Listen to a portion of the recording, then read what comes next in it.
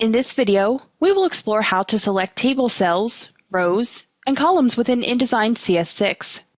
When you select part or all of the text in a cell, that selection has the same appearance as would text selected outside a table. I'm going to demonstrate by selecting some of the text within the table on page 3. However, if the selection spans more than one cell, the cells and their contents are both selected. Again, I will demonstrate within our document. To select a cell within a table, you can activate the Type tool by selecting T on your keyboard, regardless of whether you're using a PC or Mac. To select a single cell, left-click inside the cell, and then you can choose the Table menu, select the Select option, and then from the second-level drop-down menu, select Cell. Again, if you'd like to select multiple cells, you would drag your mouse across the cell border, but be careful not to drag the column or row line so that you don't resize the table. You can always tell if you've got your cursor placed over a column or row line because your cursor will change to double arrows. Watch as I try to select multiple cells within a table on page 3. And what I've actually done is I've left-clicked and dragged on the column line and resized the column. This is an easy mistake to make, especially when you're moving quickly within your document, making all kinds of changes by accident. This type of mistake can be frustrating, so be careful when selecting multiple cells.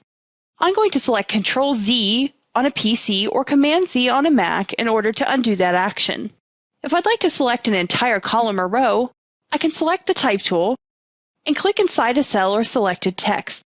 Then select the Table menu, select the Select option, and then select Row or Column. You can also place your pointer over the top edge of a column or the left edge of a row so that the pointer becomes an arrow shape. Once you see this arrow shape, click your left mouse button to select the entire row or the entire column. Notice now that once I complete these steps within our table, the entire column is selected. Now I could choose to change the formatting and other attributes to all text or graphics within this column. If you'd like to select the entire table, activate the Type tool if necessary. Then click inside the table, select the Table menu, select Select, and then select Table. You can also move the cursor over the upper left corner of the table so that the pointer becomes an arrow shape. Then click to select the entire table. You can also choose to drag the Type tool across the entire table as well. Selecting the entire table will allow you to change the formatting and attributes of everything within the table and the table itself. For example, now that I have the entire table selected, I could change the text within the table to Rockwell so that it would match the font used in the rest of the document. In this case, it's already listed as Rockwell, so I'm all set.